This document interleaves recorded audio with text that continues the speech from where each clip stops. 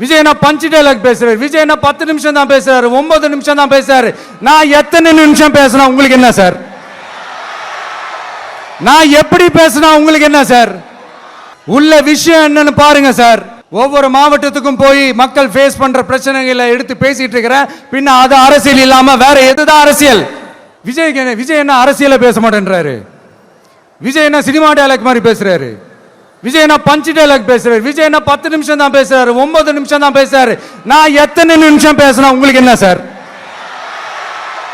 நான் எப்படி பேசினா உங்களுக்கு என்ன சார்? உள்ள விஷயம் என்னன்னு பாருங்க சார். ஒவ்வொரு மாவட்டத்துக்கும் போய் மக்கள் ஃபேஸ் பண்ற பிரச்சனைகளை எடுத்து பேசிட்டு இருக்கிற, பின்ன அது அரசியல் இல்லாம வேற எதுதான் அரசியல்?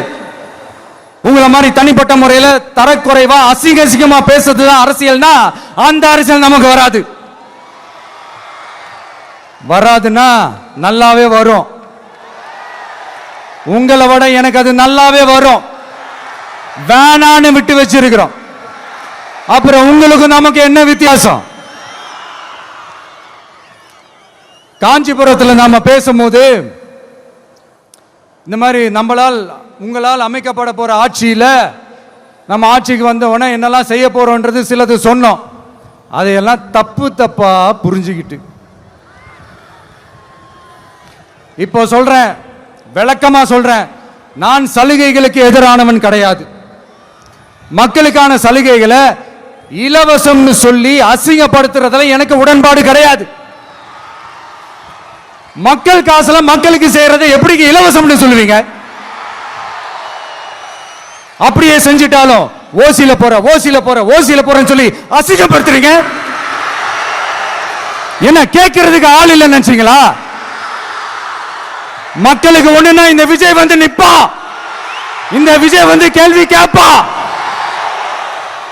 இந்த விஜய் எப்பவுமே மக்கள் பக்கம் தான், அதே மாதிரி மக்களும் என் பக்கம் தான்.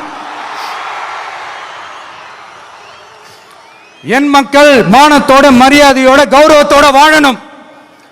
என் மக்கள் யாருக்கும் கீழே கிடையாது. அப்படி அவங்க கௌரவத்தோட வாழணும்னா அவங்களுக்கான வாழ்க்கை தரம் உயரணும். வாழ்க்கை தரம் உயரணும்னா அவங்களோட வாழ்வாதாரம் உயரணும். வாழ்வாதாரம் உயர்ந்தாதான் பொருளாதாரம் உயரும்.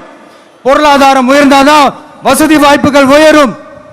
இதெல்லாம் உயர்ந்தாலே ஆட்டோமேட்டிக்கா அவங்களோட வாழ்க்கை தரம், அவங்களுக்கான மரியாதை, அவங்களுக்கான கௌரவம் எல்லாமே உயரும். இதுக்கான வழிகள், அந்த சூழல்களை அந்த கவர்மெண்ட் அமைச்சு கொடுக்கணும். இதுக்கான அந்த திட்டங்களை செயல்படுத்தணும். இதெல்லாம் செஞ்சாதான் அந்த அரசாங்கம் ஒரு நல்ல அரசாங்கம்.